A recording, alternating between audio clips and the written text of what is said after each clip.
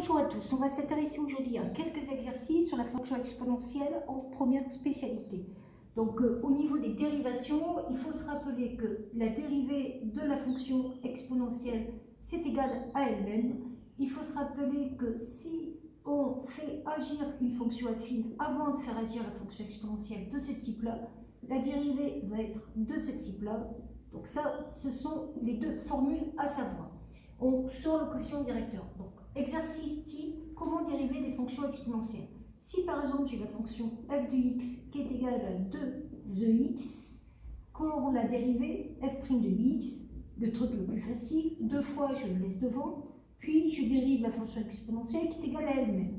Si je veux dériver maintenant la fonction g de x qui est égale à 4 fois exponentielle de moins 2x plus 3.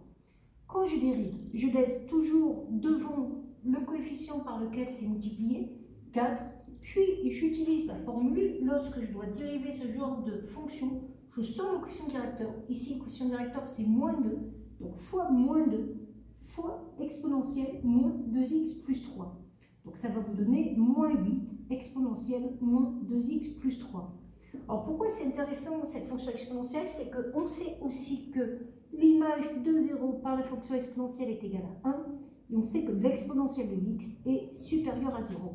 Concrètement, ça veut dire que cette dérivée, par exemple ici, sera toujours positive, donc f sera toujours croissante sur son ensemble de définition sur R. Ici, la dérivée g sera toujours négative, puisqu'on multiplie une exponentielle positive avec un nombre négatif, donc la fonction g sera décroissante sur R.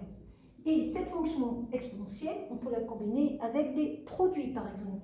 Donc si je prends la fonction h de x, qui est égale à 2x plus 3 fois exponentielle de x, je m'intéresse à la dérivée. h' de x égale, j'ai la formule du produit u fois v, je vais donc avoir u'v plus v'u. Qu'est-ce qui joue le rôle de u? U, c'est la fonction affine 2x plus 3, v, c'est la fonction exponentielle de x. Donc, u', ça va être égal à 2, v', ça va être égal à exponentielle de x. J'applique la formule, u', c'est-à-dire 2, fois v exponentielle de x, plus v', c'est-à-dire ex, fois u, c'est-à-dire 2x plus 3. Dans ce genre de situation, le but c'est de faire les variations de la fonction h. Donc on va factoriser parce qu'on ne peut pas trouver le signe de cette somme, parce que ça on sait que c'est positif, mais ça peut varier en fonction de la valeur de x. L'idéal, vous voyez, c'est de vérifier que ex est un facteur commun, donc exponentielle x, je le mets en facteur commun, il me reste 2 plus 2x plus 3. Et je vais donc avoir un produit de deux facteurs, 2 plus 3, 5, plus 2x. Donc cette dérivée va me permettre de faire le tableau de variation sur son ensemble de définitions, c'est-à-dire sur les réels, moins l'infini, plus l'infini. Mon premier facteur c'est ex, je ne me fatigue pas, c'est toujours positif. Mon deuxième facteur c'est 5 plus 2 x. Je vois que ce deuxième facteur s'annule en x égale moins 5 demi, puisque j'ai fait passer de 5 moins 5, puis j'ai divisé en 2. Donc je vais avoir une valeur charnière ici. Je vais donc avoir un 0 qui annule ce deuxième facteur. C'est une fonction affine croissante puisque le coefficient directeur est positif. Je vais donc avoir un signe moins et plus. Puis j'ai juste après besoin de faire le signe de h'.